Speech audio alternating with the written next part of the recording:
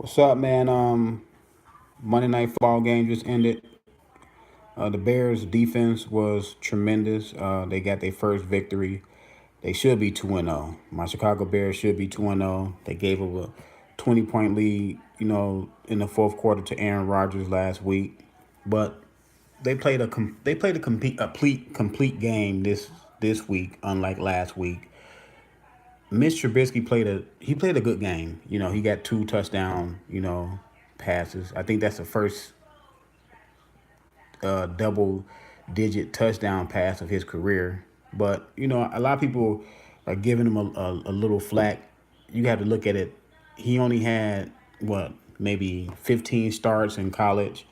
And he had, 14 starts last year and combining last year and this year.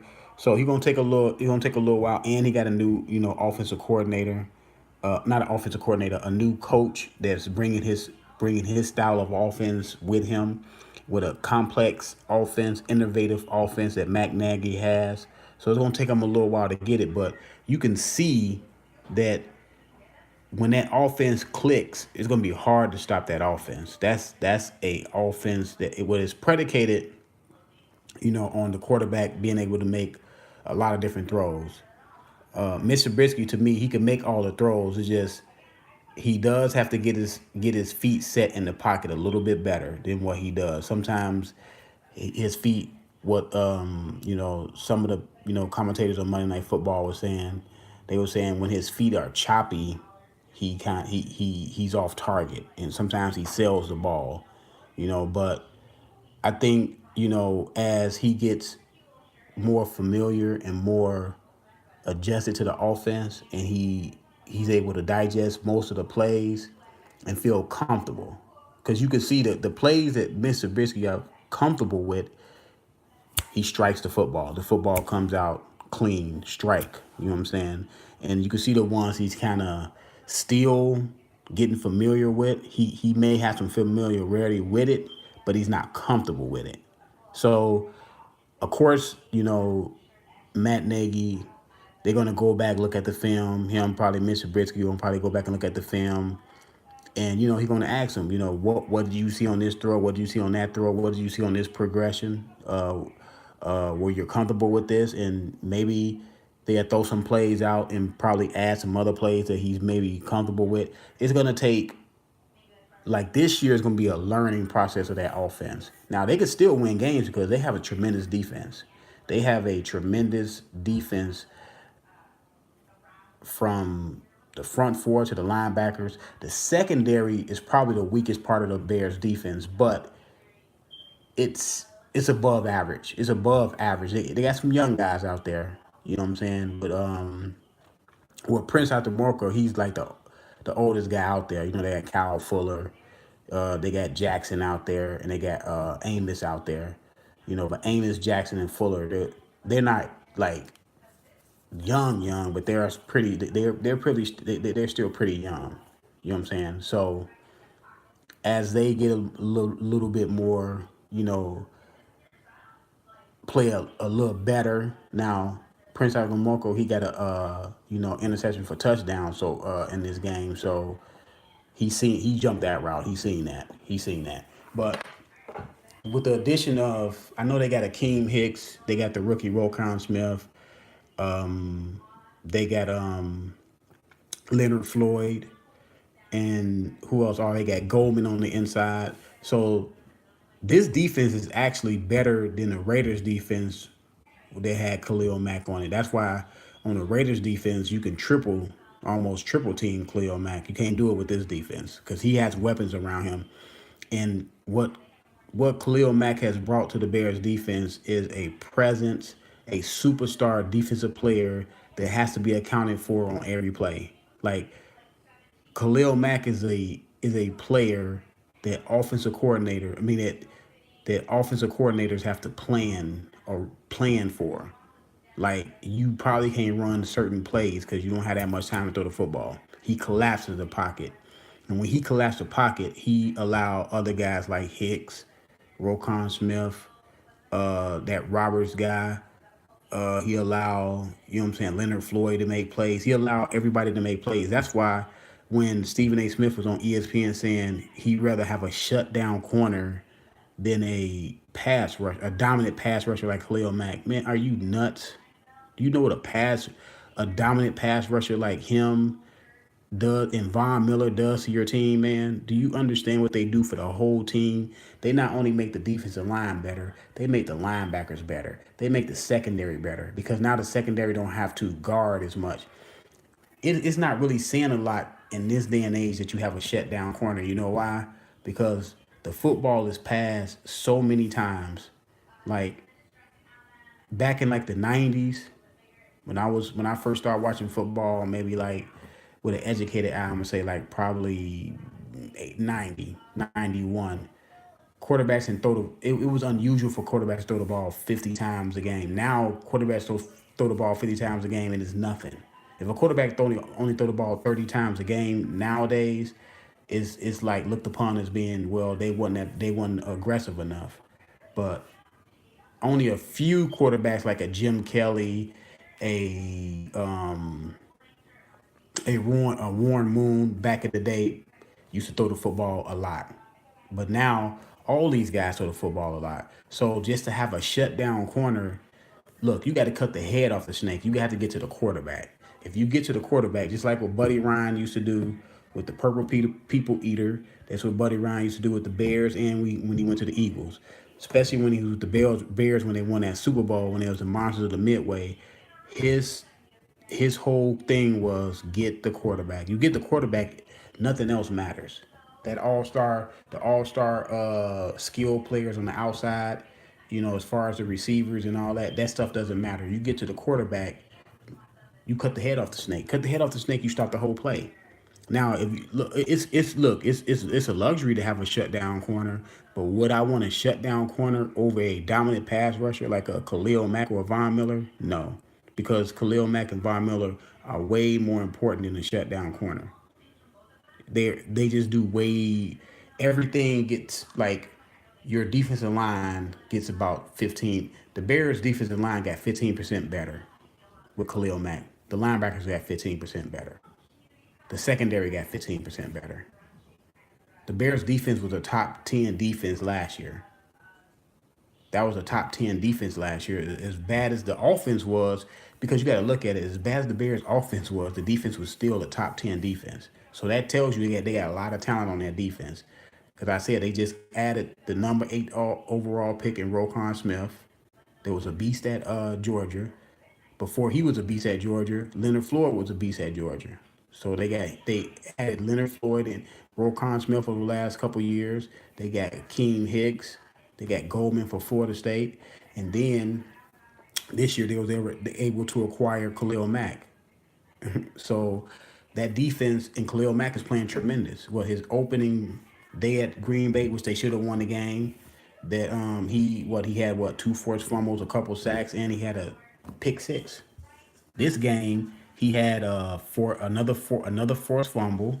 He had some tackles behind the line of scrimmage, and he had a sack, and he had a lot of pressures. See, that's what coaches rather have, a lot of pressures, because pressures cause turnovers, cause the quarterback to throw the ball before you want to throw it, and that's why Prince Akamora was able to sit on that route because of the pressure that Khalil Mack provides. Now, what I would like to see the Bears do is push up on the receivers a little bit more, jam receivers a little bit more, because if their front four and front seven is playing the way that they are playing, they can be able, if they able to hold the receivers a little bit longer, you know what I'm saying, they will get more sacks. I believe they got 6 sacks tonight, 6 sacks and 2 forced fumbles tonight.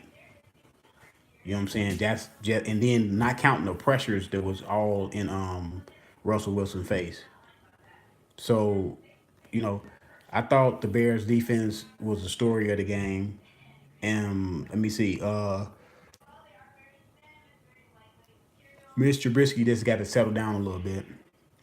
Like I said, once he settles down, you can see the potential. I see it there. I see he sees some plays. He missed some throws. Allen Robinson was his favorite target in this game. He threw to Allen Robinson a lot. I believe Allen Robinson got about 10 catches, and you can see the innovation with how they pulled, you know, the running back, and he flicked it on the inside to Burton. That was tight. They got some good form. They got some different formations. You can see that I don't think they only had one penalty that illegal formation, but as the guys get comfortable with it, it's gonna come along, man. It's gonna be a. This is and just in these last two games, this is the most innovative offense the Bears ever had since I've been watching the Bears, and I've been watching the Bears since '85. I seen the Bears first Super Bowl when I was like 10 years old, so I have seen the Bears for a long time, and trust me, this is the most innovation of the Bears offense. We used to run the football, play action pass, run the football. It was, just run the football. That was the Bears. The Bears was about run the football and play defense.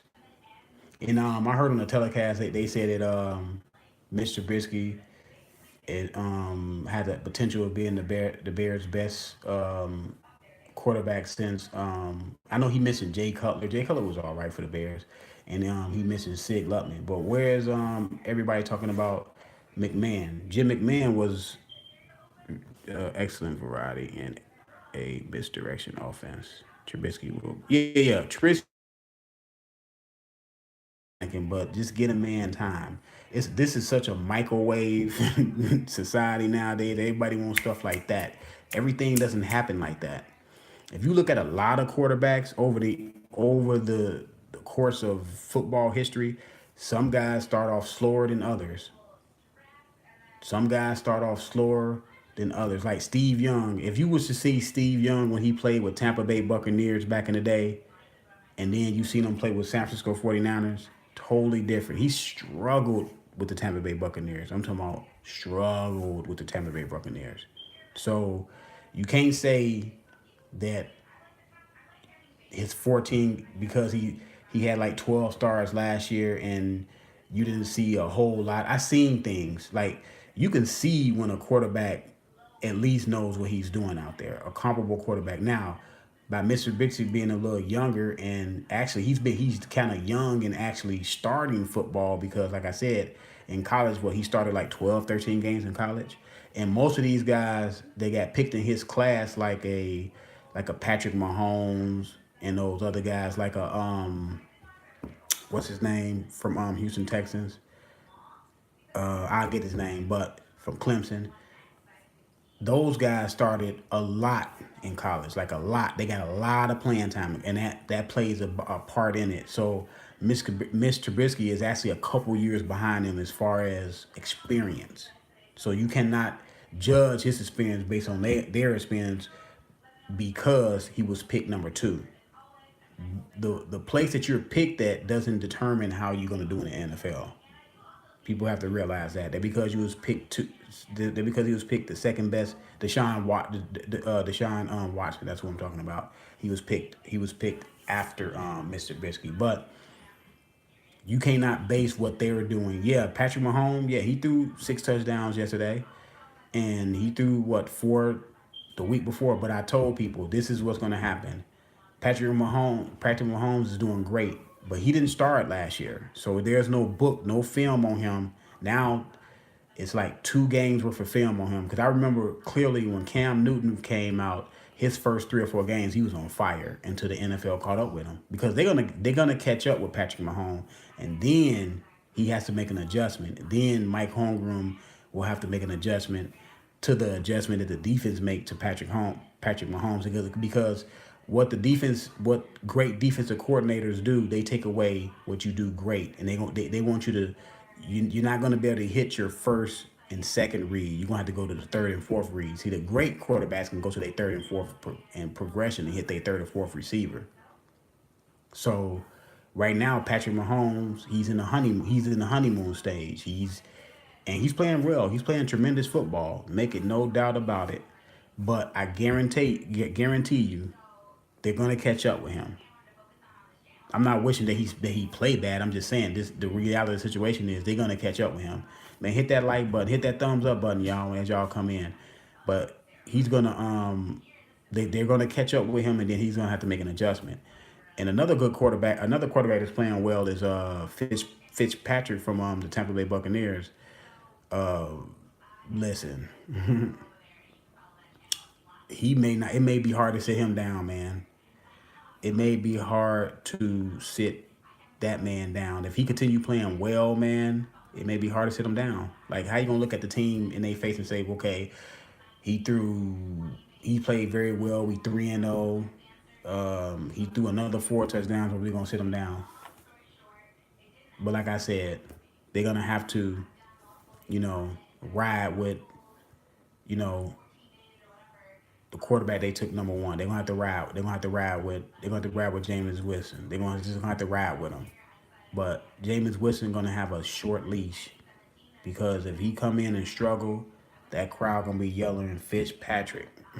Seriously. And Fitzpatrick in the post game looking like Conor McGregor, man. The dude looking like a unshaved Conor McGregor. But yeah, the Bears played well, man. The Bears, Mr. Chicago, calm down. Mr. Trubisky he's gonna be all right. He's gonna be fine. Let the man learn because he right now he's learning on the job.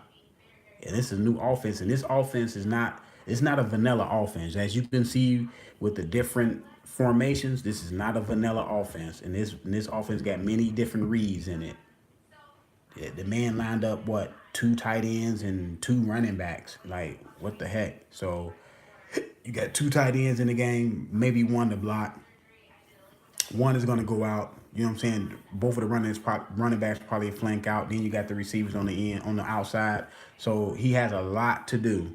So he's going to be fine. I think Mr. Trubisky is going to eventually lead the Bears to at least one Super Bowl. But, we have to be patient. Yes, they blew the game last week because the only reason why I hate that they blew that game, you had Minnesota and Green Bay play each other, and they had a tie game. The Bears would have been 2-0 in the division. That goes a long way when you're 2-0 in your division because if you win your division, you're in the playoffs. Plain and simple, you win your division, you're in the playoffs. So they would have been 2-0 in the division, and the Packers would have been 0-1, 0-1 in the division. They would have one loss and one tie, which I don't understand why you were in a football game in a tie. Why would you end a football game? Why would you end any sporting event in a tie? You're supposed to have a winner. So I don't get that, man. They need to come up with something different.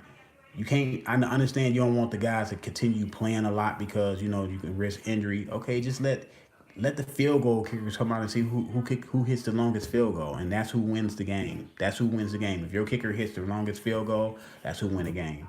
Stop ending football games in a tie. What we had last week, we had Pittsburgh and the Cleveland Browns ending the tie. Come on, man. Let's stop this tie stuff and rectify this.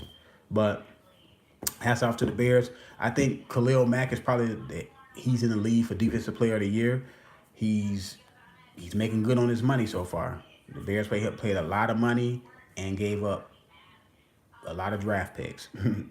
So, but I thought it was worth it because, yes, you're gonna overpay for a great player like Khalil Mack because he's still in his prime.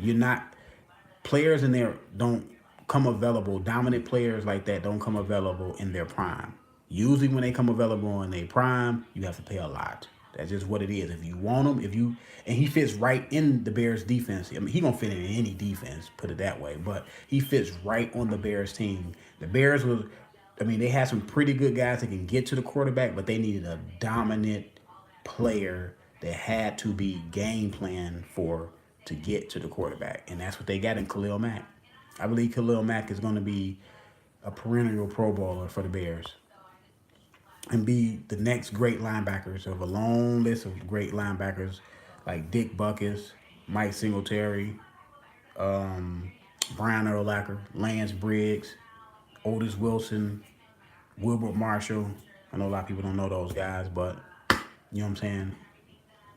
The Bears have a rich history in linebackers. They have a rich history in defensive players, period, man. So I'm gonna get up out of here. It is kind of late, man. I'm gonna do this every Monday. Just go live and get my take on the Monday night games. I'm out, y'all. Go Bears. Seattle never fully recovered from theirs. Oh yeah, Seattle won't.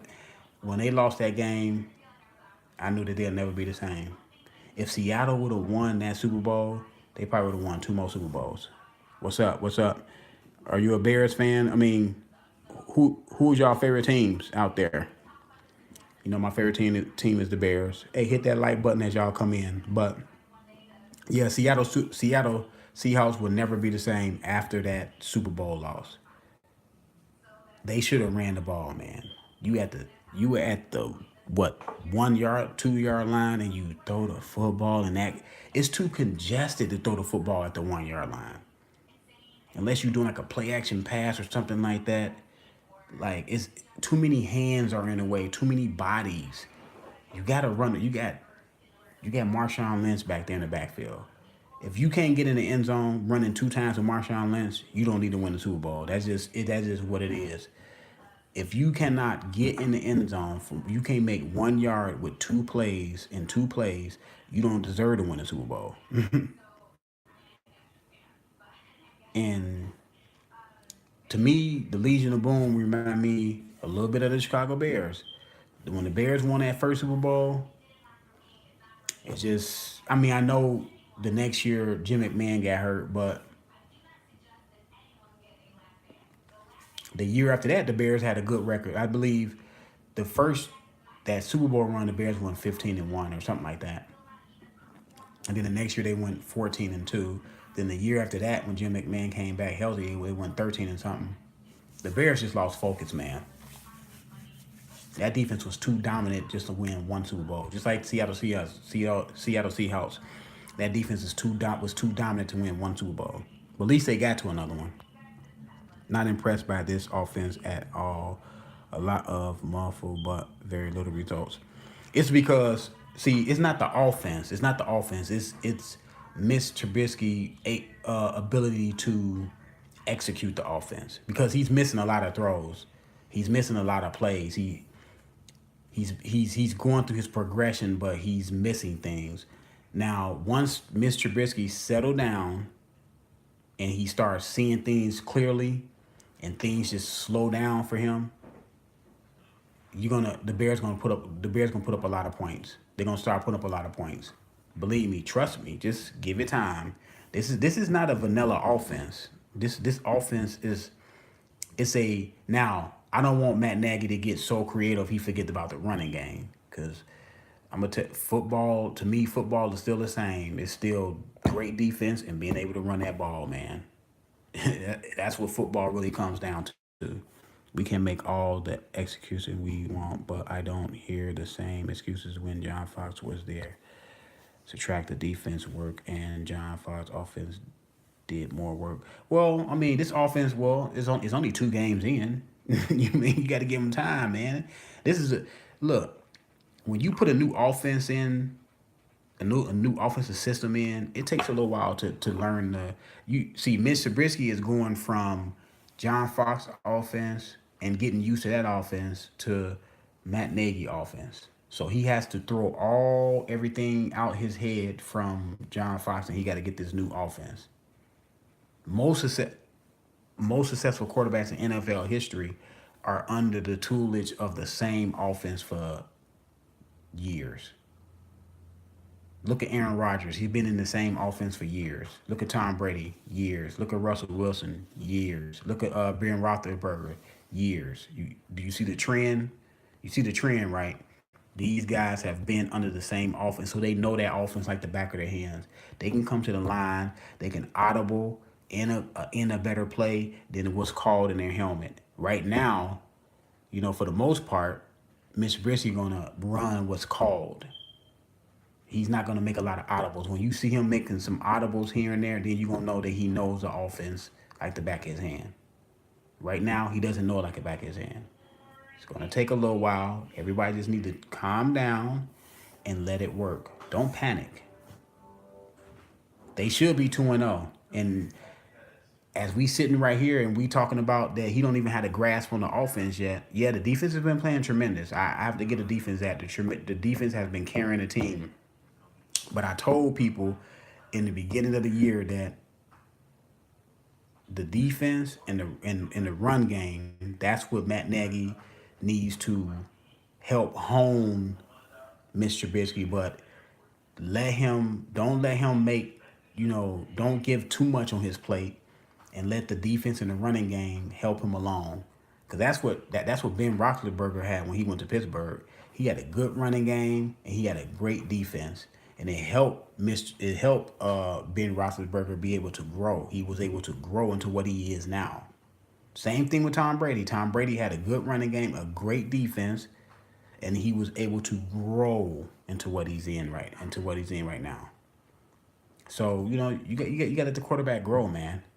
I know people looking at what Patrick Mahomes is doing. Okay, but you can't base a person's future off of what somebody else is doing. Patrick Mahomes is his own man. He's gonna do what he's gonna do. Mr. Trubisky need to worry about him, because just because Patrick Mahomes had this hot start, he threw 6 touchdowns. Hey, it looks very nice. Hey, it is very nice. But like I told people, Patrick Mahomes didn't start last year, so there's no book on him. They don't really have a book on his tendencies yet. Now they just starting to get a book on his tendencies because he started 2 games. If y'all go look at Cam Newton when he first came to the NFL, his first 3 or 4 or 5 games, that man was on fire. And then see what happened after those 6 games. See his numbers when at the beginning of the year, and then see his numbers as he started getting to the end of the year. They start tailing off dramatically because the NFL catches up with you. The defenses catch up. The defensive coordinators, they get paid too, so they're gonna catch up with you. They're gonna take what you like to do away and make you do something different. Until you know what I'm saying. Until I see the defensive coordinators see Patrick Mahomes, he may have 5 or 6 good games before they catch up with him. And this is what it is, because offense always ahead of defense. Offenses are always ahead of defenses. Bro, he had 16 games started already. Okay. I don't expect Patrick Mahomes to have, but if Mr. Yeah, but you got to look at it like this too. You understand, Mr. Trubisky only started 12 games in college. So he essentially had 1 college year of starting. How many college years did Patrick Mahomes start? How many college years did Deshaun Watson start? Deshaun Watson started and played in the national championship game 2 years in a row. So they got way more experience. They're like 2 years ahead of Mr. Trubisky in experience, period, of football starting. They're like 2 and 3 years ahead of that man. So their experience is at a different level. So you look, just trust me, Mr. Trubisky gonna be okay. He's gonna be okay, man. He's gonna be okay. I don't expect him to light the world on fire just yet. Give him a year in the offense and see what he does. I still believe the Bears can still make the playoffs this year, as Mr. Trubisky is still learning that offense. They still can do enough to make the playoffs this year. I believe they can. Now it's gonna be a little tough, because I thought if they would have won that Green Bay game, I thought the Bears would have had a great chance of making the playoffs. But they took a dump in the second half and didn't come up with the win. This entire season with solid numbers, it's going to be time to throw in the towel on him. No, man.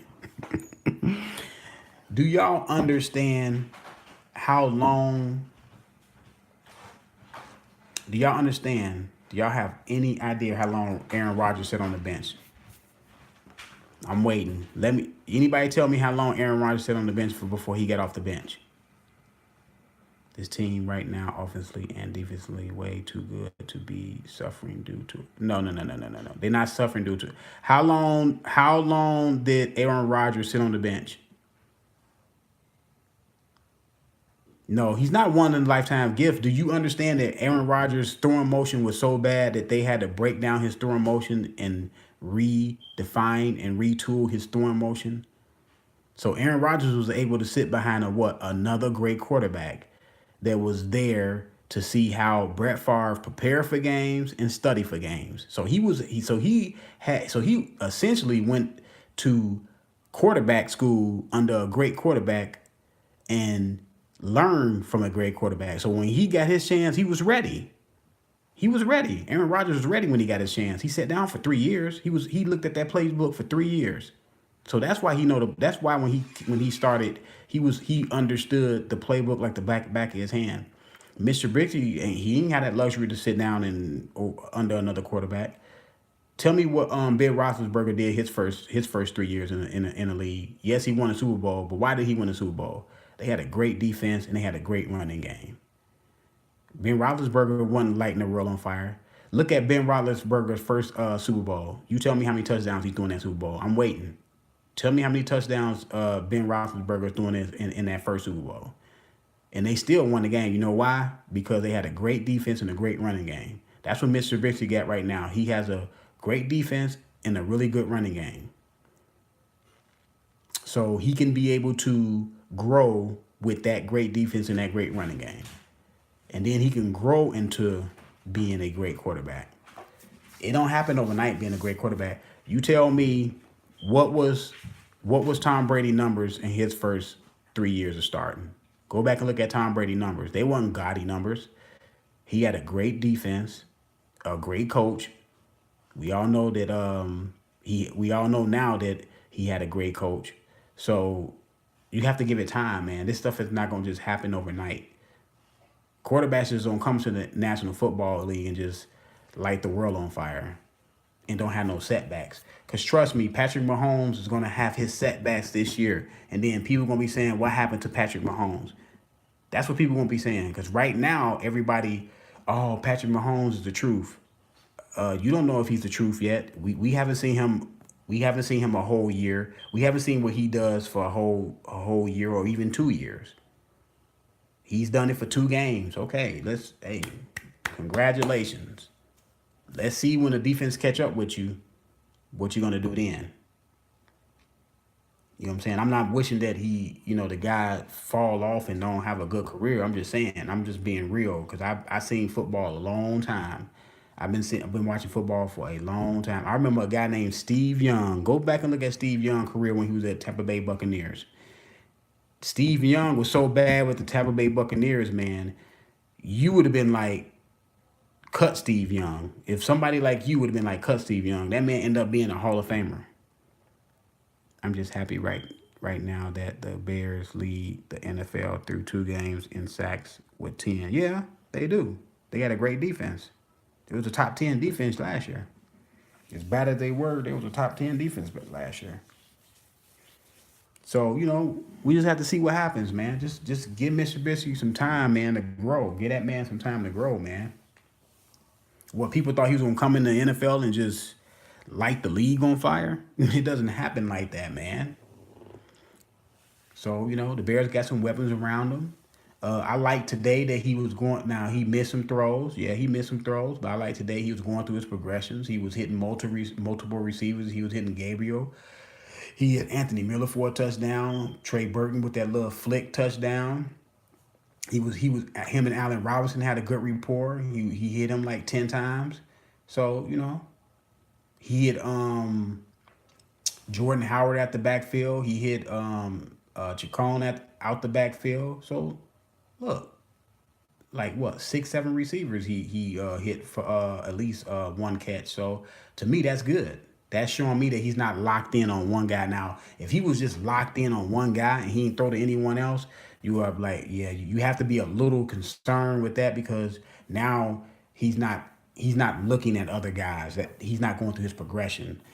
If he hits 6 or 7 different receivers, he's looking at he's going through his progression. So that's a good look. That's a great look. That means he sees the whole field. Now all he has to do is just calm down, take a deep breath. And when he learned the offense a little bit more, we're gonna start seeing more. We're gonna start seeing touchdowns. But I'm gonna get up out of here, man. It's getting kind of late. But go Bears, man. Go Bears.